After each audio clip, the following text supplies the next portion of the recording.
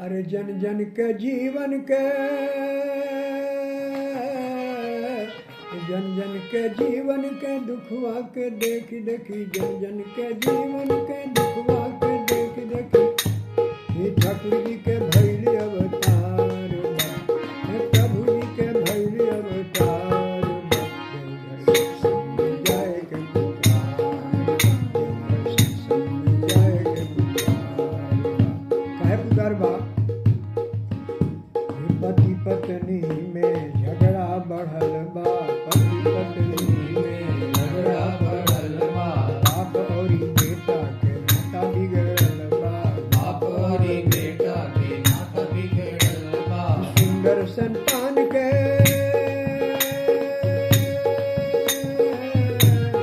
सुंदर संतान के अभाव के कारणवा, सुंदर संतान के अभाव के कारणवा, सुंदर संतान के अभाव के कारणवा, सुंदर संतान के अभाव के कारणवा, रोज रोज बढ़त अत्याचार बा, हे रोज रोज बढ़त अत्याचार बा, देवघर सत्संग में जाए के पुकार बा। हे बाप तबाह बाटे बेटा जनमाई के, बाप तबाह बाटे बेटा जनमाई हमनी के के, 3 गो संतान, 3 तरह के संतान पैदा करते थे। एगो पुत्र, एगो लड़का, एगो बेटा। पुत्र पति पत्नी के प्रेम से पैदा होला, और जो आज लोग के विधान से जौन पैदा होला, विवाह जौन होला, ओकरा से पुत्र पैदा लेला। आ एगो होला लड़का, जौन पति पत्नी लड़ के पैदा करल, दारू ताड़ी मांस मदिरा खा करके या पति पत्नी के मिलन भइल, वैसे लड़का पैदा होला। आ एगो होला बेटा, जैसे टांगी में अगर बेटा लगा दहल जाओ तबे वो काटी कोनो गाछ के, वृक्ष के, कोनो लकड़ी के। वैसे ही बेटा अगर जन्म ले लस घर में तो वो का करेला कि बाप दादा के स्वाहा, सब कृति के सब स्वाहा कर देला। एगो जंगल से बहुत सा टांगी लाद के एगो बैलगाड़ी पर जात रहे, जितना वृक्ष रहली सन सब घबरा गई सन कि आज तो हमनी के कटा जाई। तब वही में एगो बूढ़ा वृक्ष रहे, वो कहलस कि ना घबरैला के जरूरत नहीं है, एमे एगो बेटा एको गो में नहीं है, ऐसे घबरैला की जरूरत नहीं है, काट न सकेला।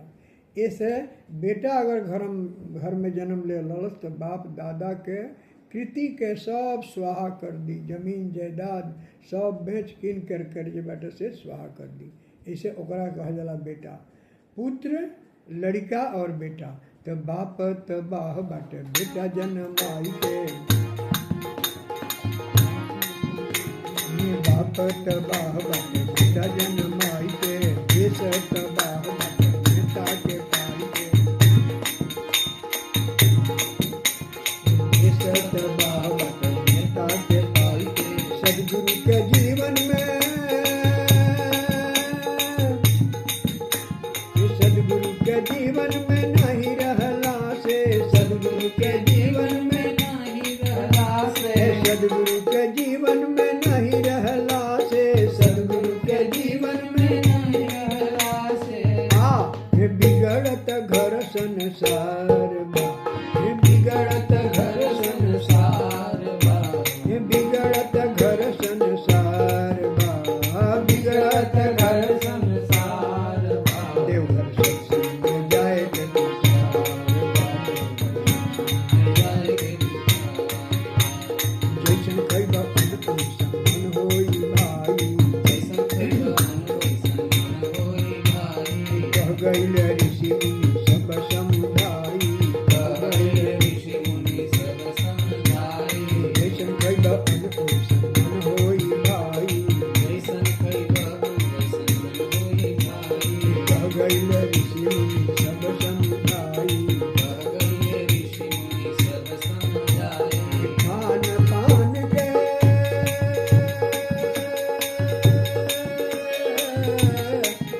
खान पान के ठीक कर भैया, खान पान के ठीक कर भैया, सुनर सेहत हो, सुनर सेहत हो ठाकुर के विचार, सुनर सेहत हो ठाकुर के विचार।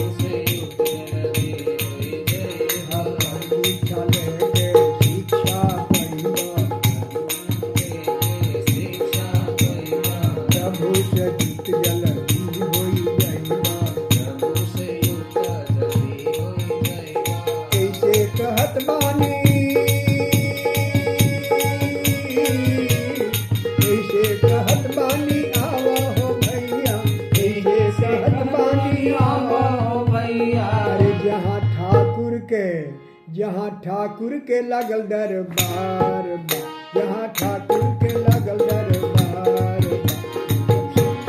जाए के पुकार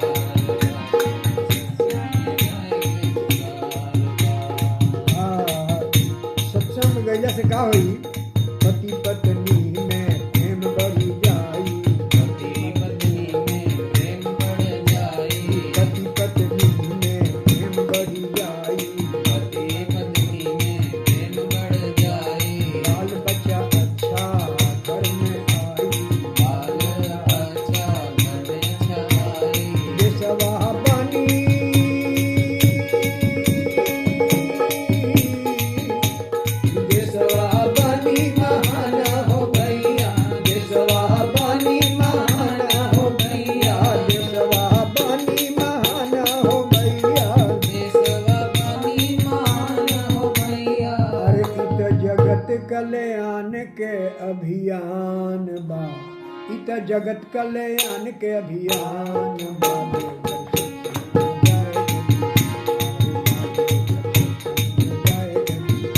जन जन के जीवन के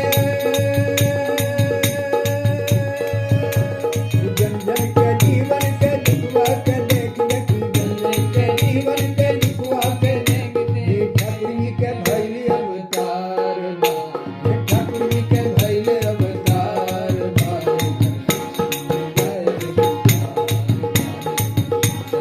जाए के पुकार जाए के पुकार बा। एगो और कुछ सुन लीजिए।